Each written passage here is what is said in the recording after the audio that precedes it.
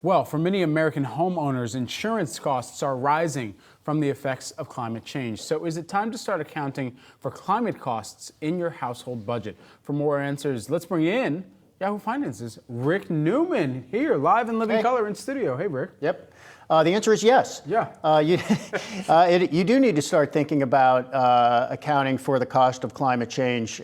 So what's been happening here, I mean, we've talked a lot about car insurance, which is one of the biggest sources of inflation at this point. But another thing that's happening is the cost of home insurance. Homeowners insurance is going up. And this has a lot to do with, and it's not just the places you hear about all the time. Florida with hurricanes, and California with wildfires. The upper Midwest, for example, Minnesota, Wisconsin, Iowa, they're having hailstorms up there, really damaging hailstorms. And what's happening across the country is weather is getting worse everywhere. There's more damage to properties. The damage is more severe. So the frequency is going up and the severity of damage is going up. And most insurance companies are national. So if you're a national insurance company, you're pooling your costs all across the country. And you sort of have to raise prices everywhere, at least by a little bit, to account for losses that you're incurring where there's a lot of damage. So there are 17 states during the last 5 years where home insurers, on average, have paid out more in claims than they have taken in premiums. That means they're losing money. Right. And when they lose money, they can do one of three things. They can raise rates, but they have to get the permission of insurance regulators to do that. If they can't raise rates enough to make a profit, then they can reduce coverage. And if they still can't make a profit, they just leave the market.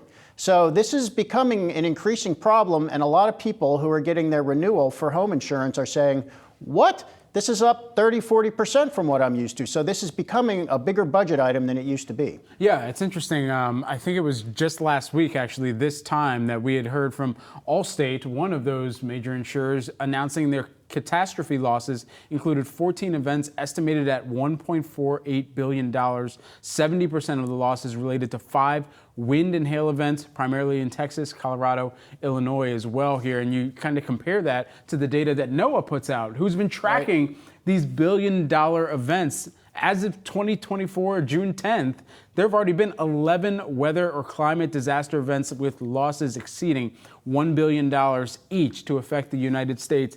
And typically, before the previous year's average, the annual average for 1980 to 2023 was 8.5 events. Right. We've already eclipsed that. And then the annual average for the most 5 recent years, 20.4 events. And 2023, we saw the largest number of billion-dollar storms on record since 1980. And by the way, those numbers are adjusted for inflation, so that's apples to apples.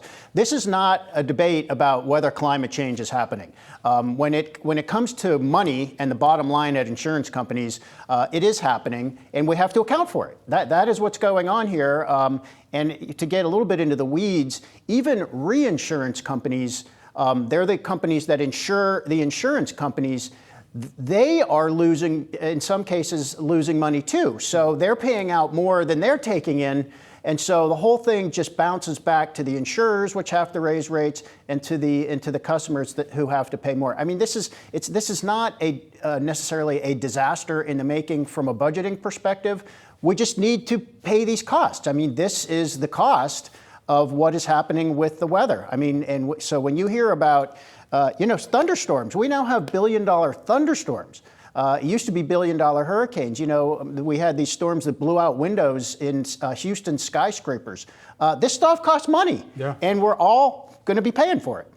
Rick, thanks so much for continuing to track this. Of course, a major implication for regionality, but also a lot of households out there trying to figure out how they can factor it in. Appreciate it, Rick. Thanks.